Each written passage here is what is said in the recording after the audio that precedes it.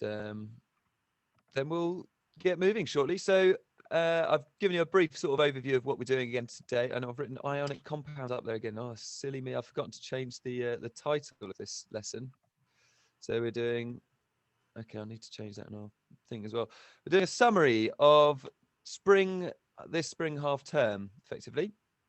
Because in chemistry, there's obviously a fair few sort of new concepts that we have to sort of get our mind around. And they can be quite tricky to begin with, because you've never really had to think of what a table is made of, other than wood.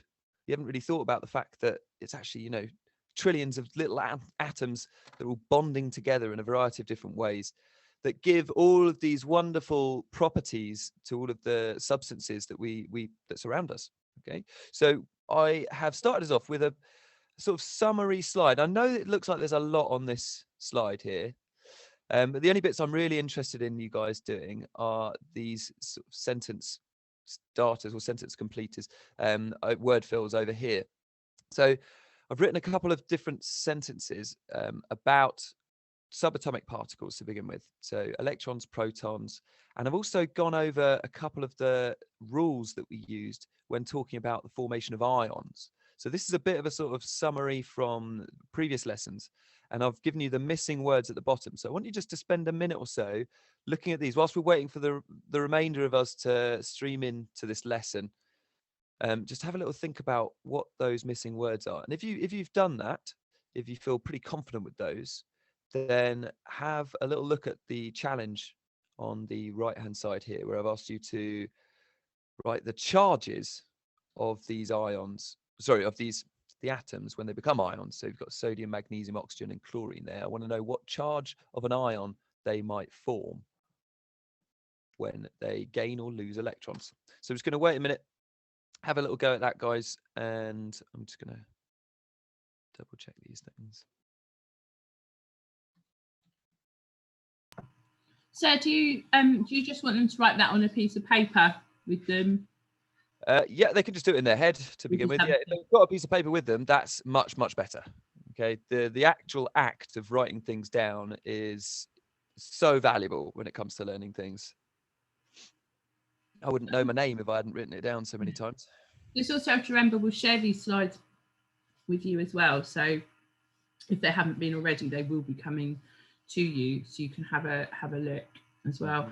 I think there was also some discussion this week about your teachers contacting you as well directly, just to have a chat with where you are and what you're doing and things like that as well. So look out for communications from your actual class teachers, in addition to the work being posted in your Google Classroom too.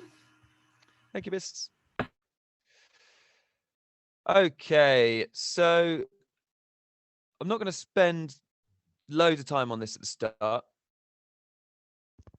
because I do have a fair amount of things that we want to recover. But it is the general theme of this lesson is, so I'm going to put all of these concepts that I've identified with my class and with some of the other classes in the year. These are topics which we found that you guys may have found more difficult, or that it's more difficult for you to sort of grasp the actual answers and things from these. So we're going to be working through most of that sort of topic and content today. And I've got a few sort of tasks at the end. So these are tasks that you may have seen before, but there are sort of a fair number of us who maybe didn't complete those or didn't want to have a go at them because you were sort of stuck as to how to start. So my sort of plan for today is to go back through some of those challenges, some of those tasks that we set you earlier this half term, and to give you a bit more explanation so that you can have another go at it, or to have a go at it for the first time if you haven't tried it yet. So this is a sort of like mopping up all of the loose bits. Right, so in these summary starters, I mean, Miss, has anyone actually written in the comments box anyway to say what some of these starters missing words might have been? No, we haven't had any yet. Yeah, I mean, I did say not to, so it's completely understandable. So I'm just going to quickly run through some of those, and I'll talk you through how you can remember those, and the fact that we've got these missing words at the bottom, might give us a bit of a clue for some of them as well. So electrons, protons, neutrons, we should be aware that they are all subatomic particles. When I say subatomic, we mean that they're smaller than atoms. So they make up atoms. That's what atoms are made of. Now, you may, in the world around you, also be aware that atoms can bond together to form different compounds. And those compounds can build lots of the different substances that we see around us. So it's this idea that everything around us we can see is made up of matter, stuff. And that stuff is usually made up of atoms, and those atoms are usually made up of subatomic particles. Now, electrons have a negative charge. They're the only one that aren't alliterated in these. So protons have a positive charge, right? Now, you may or may not remember what the charge of a neutron is, but the protons and neutrons are the easiest ones to remember because we've got positive protons, neutral neutrons, and then you have to remember that electrons are negative. But if you try and visualize a diagram, and I'll show you one in a minute, of an atom, in the diagram, we can always see the electrons with a negative charge in them. Right. Second bit, in an atom, there are the same number of protons and electrons, meaning atoms have a neutral charge. So that one's neutral. Now, this comes from the idea that if we have an equal number of positives as we do negatives, they balance each other out and it makes it neutral. So, for example, if I had 6 protons, which are positive, and then 6 electrons, which are negative, the charges the charges cancel each other out, meaning that you end up with an overall charge of 0. Okay, and we're going to look at that further in the lesson as we talk about ions again.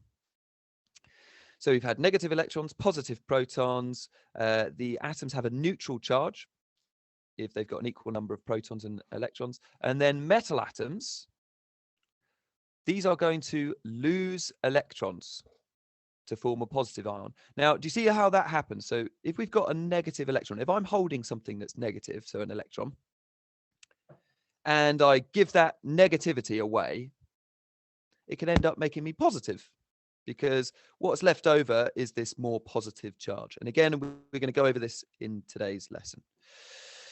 Lastly, non-metal atoms. So these are things like oxygen, chlorine, they're non-metals.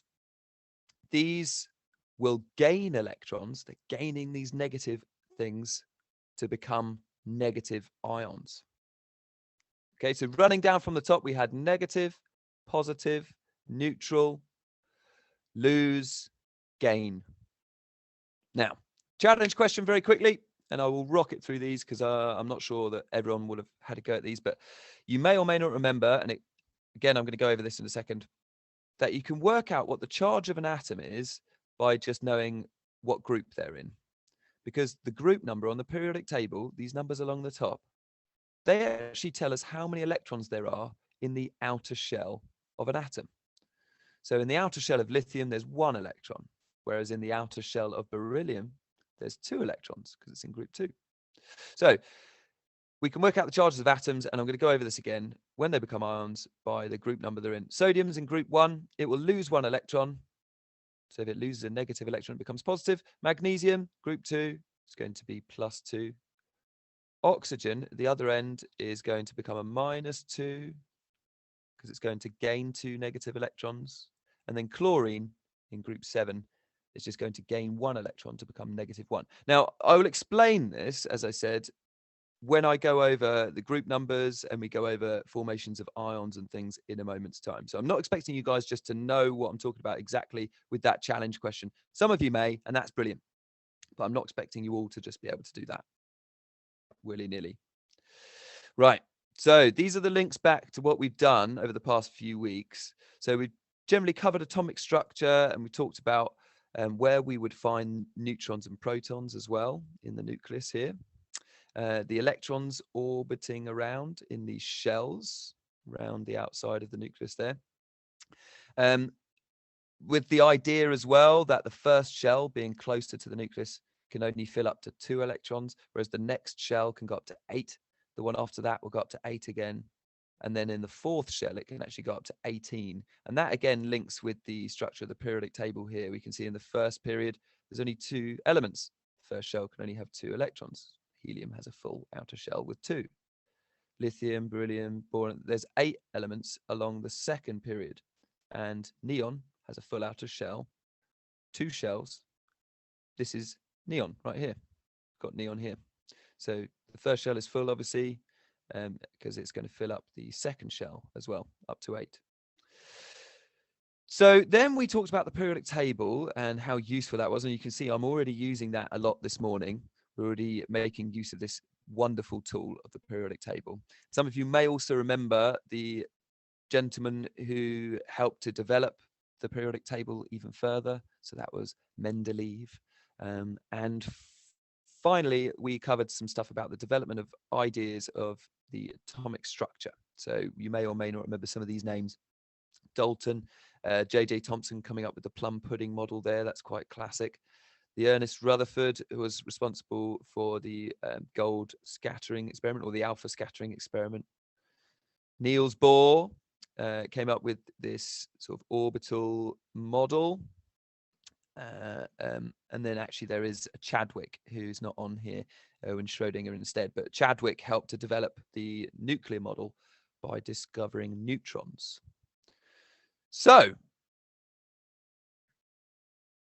now we're going to talk briefly going on with this atomic structure theme. So I've spoken to you about neutrons, protons being found in the nucleus. These have got mass.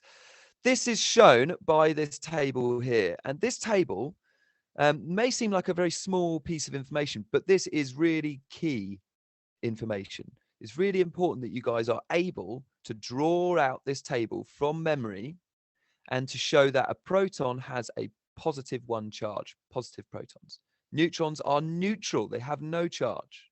Electrons are negative. It's really important that you can also state that protons and neutrons have a mass, a relative mass of 1, whereas electrons are 0. You don't need to remember this fraction. In fact, I would just write 0 in this table. So it's important that you're aware that protons, neutrons, the things with mass, are also in the nucleus. They sit in the center of every atom.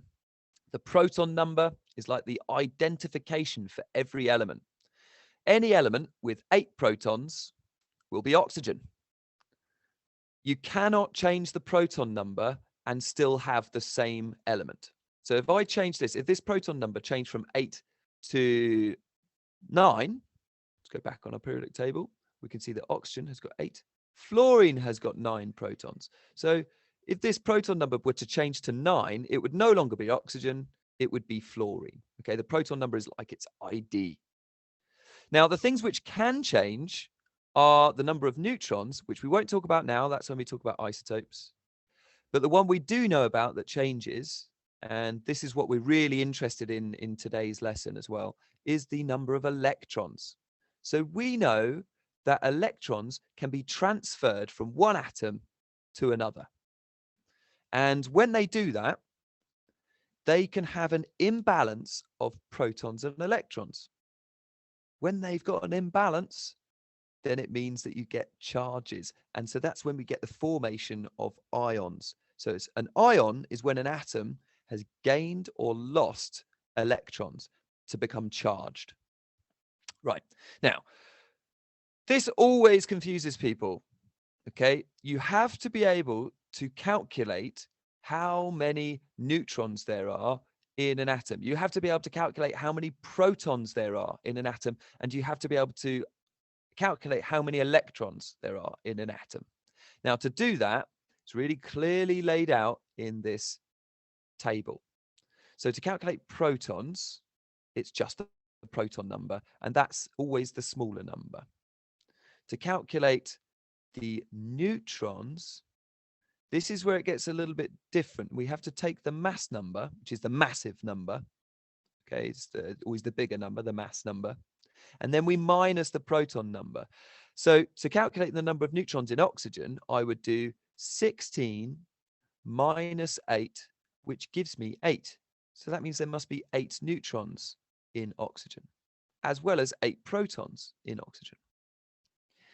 Now, because it's an atom, not an ion, the atom will have an equal number of electrons to protons.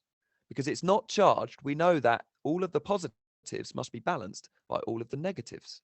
So in this case, the number of electrons is 8 as well, because it's going to have to balance this number of protons. So we've got 8 positives, 8 negatives. They cancel each other out and make it have a charge of 0.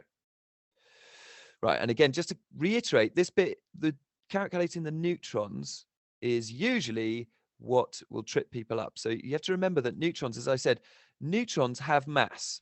So do protons have mass. So the mass number of oxygen must be the protons plus neutrons. Okay, now if I know the protons, 8, I can calculate the number of neutrons by doing this number minus 8. And that tells me that it's got 8 neutrons. Okay, so I am going to ask you guys to be doing a little bit of this today. This is a very simple sort of calculation task for you guys to have a go at. And I'd like you to go through when you complete these slides after the webinar and try and calculate how many protons there are in sodium, how many neutrons. Remember, neutrons is where you do the mass number minus the proton number, and how many electrons. Now, to do this, I'd like you just to use this periodic table. Oh, this periodic table here, because this is the GCSE specification one that we use. There is also a larger copy of this in a moment's time. Where is it? There you go. There's a larger copy of it on slide. Un momento. Slide 10. Okay, so I'd like to have a go at this because it's really useful skill to be able to calculate how many protons, neutrons, and electrons there are in the atoms of these from the periodic table. So we've got sodium, calcium, fluorine, phosphorus, and hydrogen, and they're all on the periodic table there. Now, I said the other task for you to do is to just fill out this table. And some of you will have seen this before when you did this earlier in the half term. But I'd like you just to fill out the missing gaps on this table for talking about the subatomic particles. So there's 2 little mini tasks here for you to get on with, and they should take more than about a minute or a couple of minutes for each of those there. Now,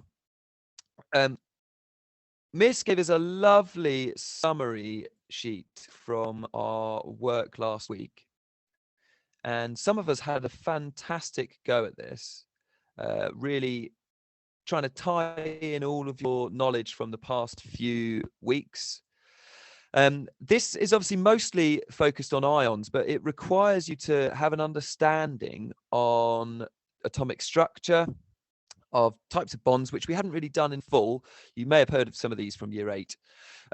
And also to know what noble gases are and to understand why it is that certain elements are more reactive than others. So we are going to go over a few of these bits in today's lesson. One of the first things I'd like to do with you is to talk about ions and how they're formed.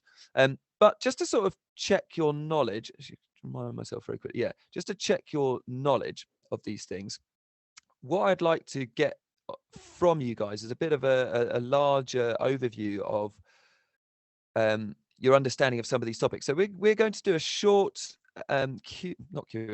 short poll on some of this stuff. And I'm just going to share this with you now.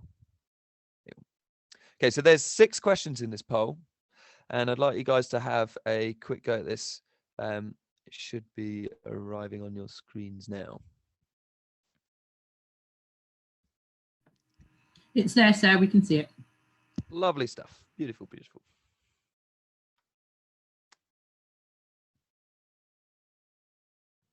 Any questions at all at the moment, Miss, or anything that people have been asking?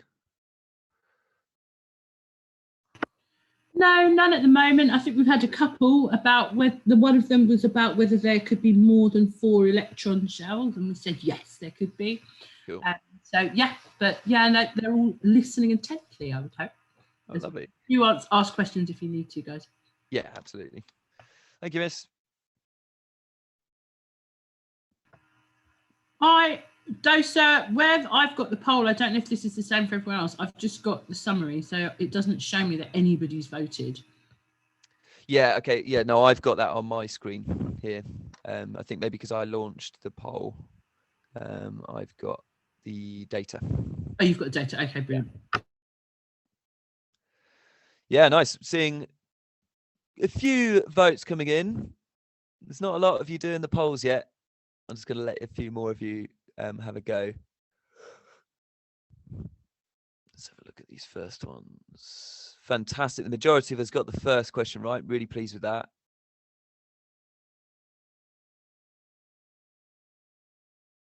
Ooh, yeah, majority for the second question as well. I'll go through the answer in a minute. Nice. Question 4. Let's have a look. Yeah, very good.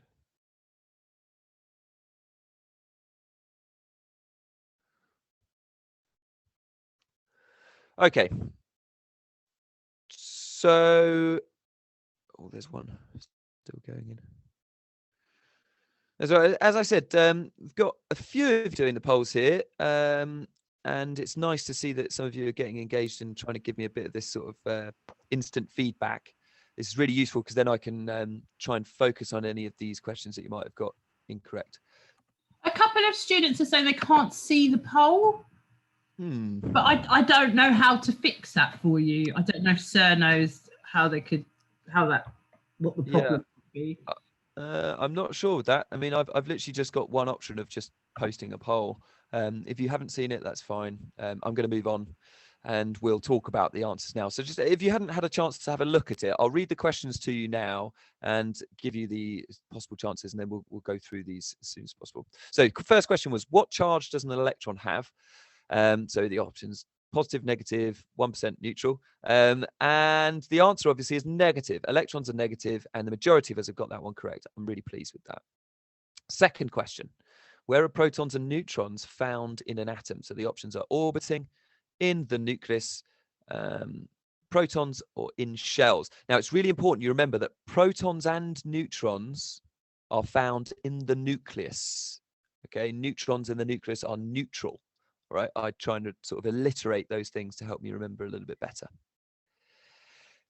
Third question: how do you calculate the number of neutrons in an atom? So that is top one there. Fantastic. Mass number minus the proton number, and it tells you the number of neutrons, because neutrons have got mass, protons have got mass. Fantastic. Good stuff, guys. How many neutrons, for question 4, how many neutrons are in oxygen? So you'd have to have remembered from the previous slides there, to work out the number of neutrons, I had to do 16, which is the mass number, minus 8, which was the proton number, and it tells me that there is 8 left over. So there must be 8 neutrons. All right, question 5. What are the maximum number of electrons in each shell? So the pattern you need to remember is 2, 8, 8, 18. That means that in the first shell, it can fill up to 2 maximum. Then in the next shell, which is slightly further out from the nucleus, can fill up to 8 in that shell. The shell after it can also fill up to 8.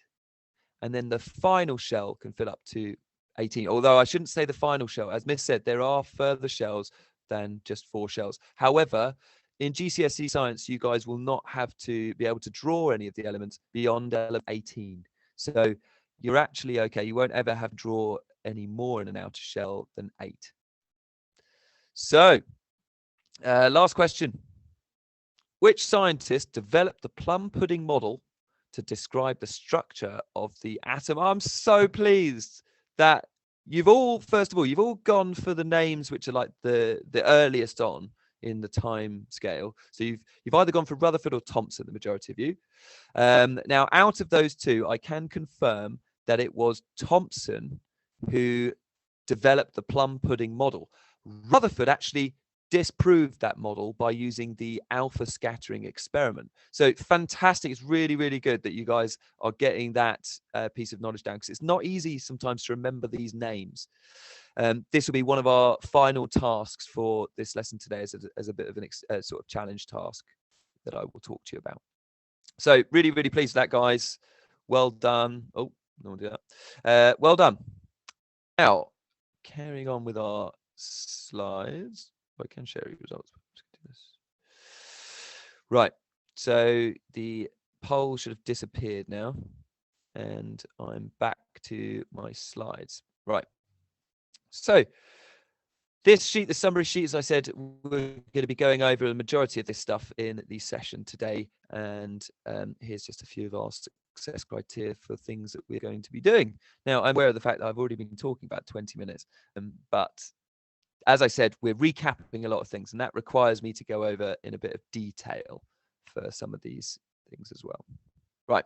So I want to remind you of this structure again. I spoke about it briefly when I showed you the periodic table, but it's so useful, this periodic table. It's such a brilliant tool for telling you how the atomic structure works. Now, this does obviously rely on you having that key piece of knowledge I was speaking about before, where we're saying that each shell can have a maximum of 2 in the first shell, 8 in the next shell, 8 in the next shell, and 18 in the fourth shell there. So it's 2, 8, 8, 18. You have to remember that. Have a little go at repeating that now in your head, guys, or out loud even if people are next to you are going to think you're looking weird. I mean, I obviously look weird all the time. But 2, 8, 8, 18. 2, 8, 8, 18. Seriously, repeating it will get it in your brain. Okay, that little sort of list of numbers is going to be really important. Now, on this periodic table, the first group is labeled by the 1 at the top. The groups run vertically. So we've got group 1 with lithium, sodium, potassium. Some of you may remember that they are called the alkali metals. If anyone can name me the group 7, can you pop that in the Q&A for Miss, and we'll give you some achievement points. So we've also done a lesson on group 7, a bit on group 7. And if you can name group 0 or group 8 for me as well, that'd be fantastic. So we've got the alkali metals at group 1, the rare earth metals at group 2. These have got 2 electrons in their outer shell. Group 3 with boron, aluminium, gallium, they've all got 3 electrons in their outer shell. Group 4 is carbon. They've all got 4, as you know. Nitrogen in group 5 has 5 electrons in its outer shell. Oxygen. So I've actually drawn these out here. I've got these drawn out here as well. You can see these in these shell diagrams. So we've got these dot and cross diagrams, electron shell diagrams of each of the elements in the periodic table. Now, I think this is so useful.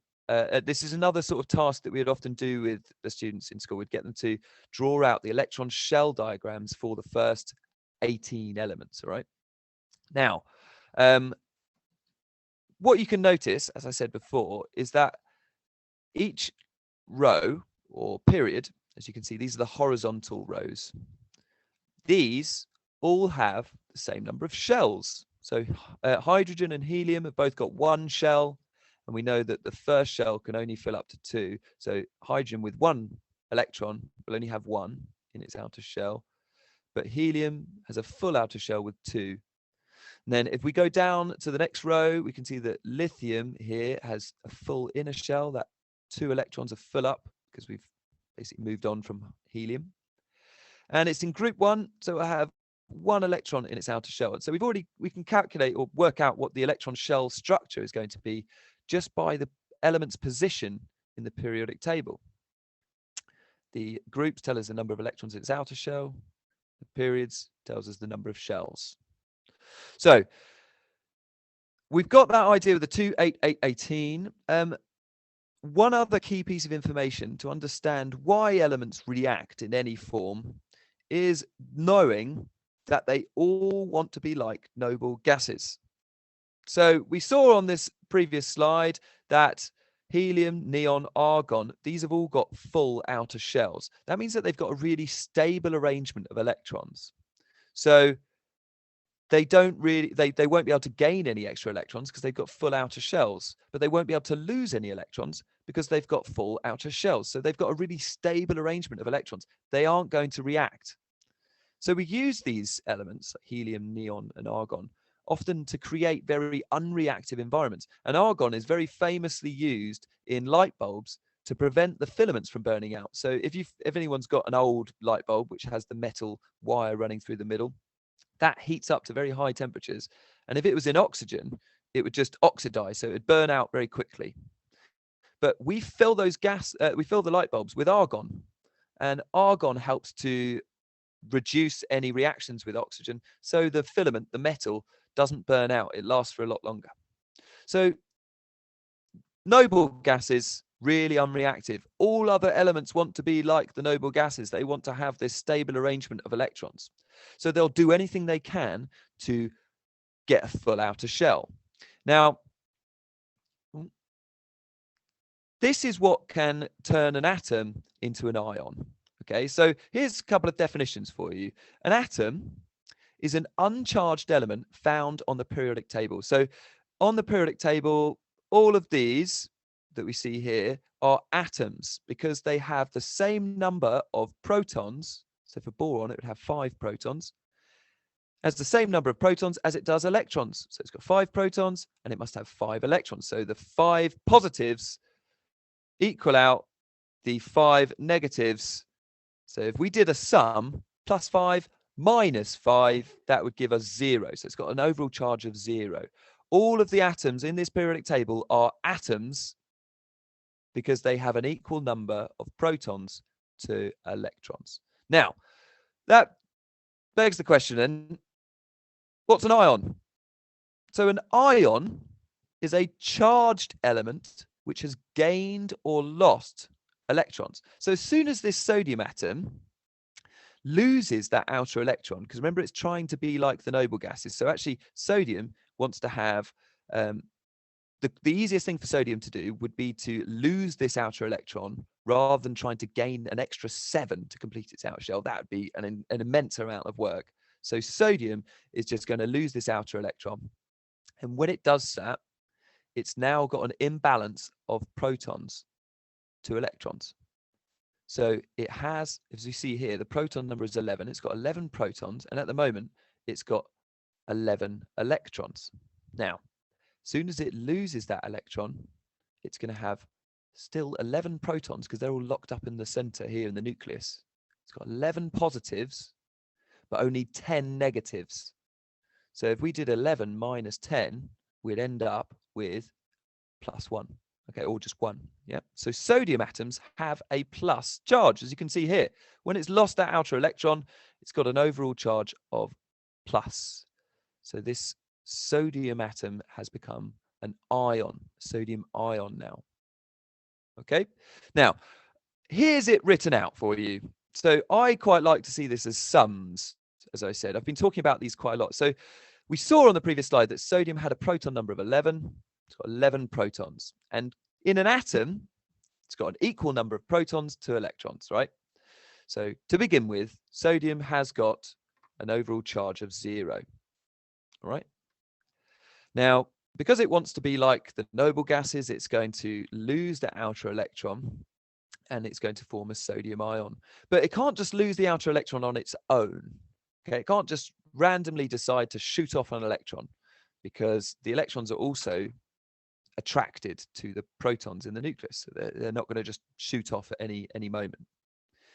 They will move, though. The electrons will be lost or be gained when they reach, or an ion, sorry, when they come into contact with an atom, which is also trying to fill its outer shell. So in this case, we've got sodium, and I'm also going to talk about, not magnesium, sorry, gone to the wrong one. And chlorine is the other one I'm going to talk to you about. So this is actually one of the classic examples that you have on the, what do you call it?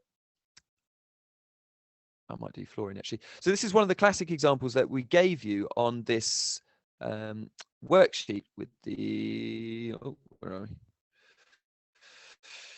we? Worksheet with the, can I move this? No. From, there you go. Bonding, that's what I'm looking for. Ionic bonding sheet that we gave you last week. So sodium and chlorine on here, we can see these dot and cross diagrams for the ionic compounds. I think quite a few of us, or at least quite a few of my students, saw this and were like, oh, I don't know what to do with that. What was I supposed to do with that? Sodium, chlorine, rings. I don't understand that. So I'm just going to briefly talk this through for you, and we're going to do a couple of these examples ourselves. Okay. So as I said to you, sodium is going to lose an outer electron to form a positive ion. Sodium is also in group 1, as you can see on this diagram here. It's got 1 electron in the outer shell, proving my points from earlier when we were talking about calculating the number of electrons in the outer shell. Right. So I'm going to stop sharing my screen here, and I'm actually going to just share my video with you now as I talk through this section. 1 second.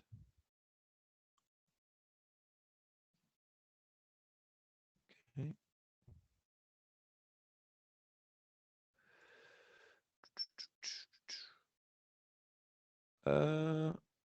Right, I don't know why it's not letting me. Oh, there you go. Right, so I should be back on the screen now, and you let me know if I'm not big enough for you.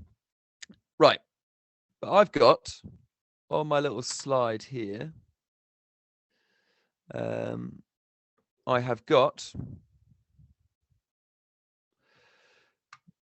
sodium and chlorine. And what you can see from the board here is that I am going to have 1 electron in the outer shell of sodium, and I'm going to have 7 electrons in the outer shell of chlorine. And that's because of the group number that they're in. So sodium's in group 1, it'll have 1 electron in the outer shell. Chlorine in group 7, it's got 7 electrons in its outer shell. Now, so this is going to work by the sodium wanting to complete its outer shell. So it's going to transfer this 1 electron, I'm just going to move that into the middle bit. It's going to transfer this 1 electron to the chlorine atom. Now, we all know that as soon as a chlorine atom has gained an extra negative electron, then it's not going to be an atom anymore. It's going to be an ion because it's going to have a charge. So chlorine has gained 1 negative electron to become negative. 1 negative, all right? And we always draw ions in these square brackets. So I'm going to draw this outer shell of chlorine with 8 electrons. One of these electrons being this circle or a different color to indicate that it's come from sodium. Okay, so here's your chlorine, and this is a negative ion. Okay, it's got that negative symbol up above. Now, to draw the sodium, I'm going to have to have removed that outer electron. Okay, so this outer electron has been moved to chlorine. So we know that sodium is actually going to end up with a full outer shell from underneath. Right, so just to remind myself, I'm going to double check that sodium has got a full outer shell underneath. So if I just quickly share this slide back to you again so I can show you sodium. Right.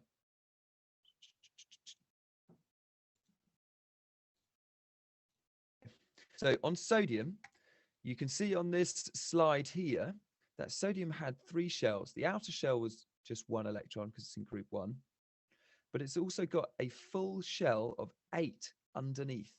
And it's also got a full shell of 2 underneath that one. So sodium has gone from having this 1 electron shape in its outer shell to exposing the shell just underneath.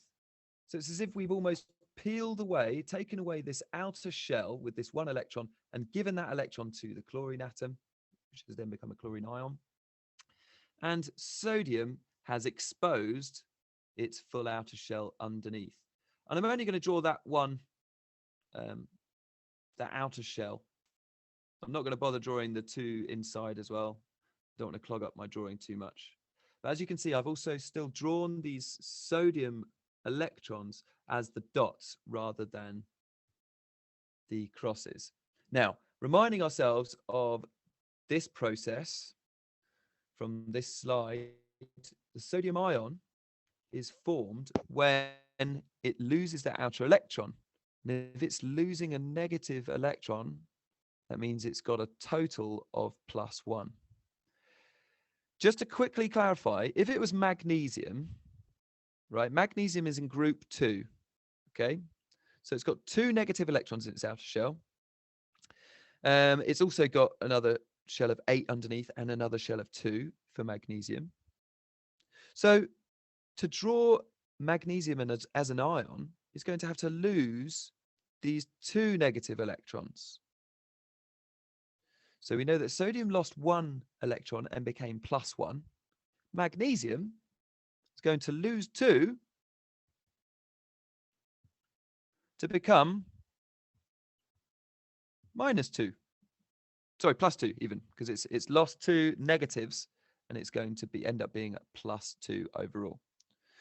Okay, so hopefully that's made a bit of sense to you. If you've got any questions about that, please just drop it into the Q&A, and I'm going to quickly rocket through the last little bits of my slides today so that I can finish off the presentation for you. So, and I'm just going to briefly explain your work. So I've given you a long explanation of ions there again, and I know that they don't always appear easy. I know that sometimes if you switch off for a second, you may have lost where you're at. But that's the whole reason why we give these out as YouTube webinars as well, guys, so that you can rewatch them, and so that when you look at the video, you can pause it and try and go through what I've just explained, and then you can carry on the video as well afterwards.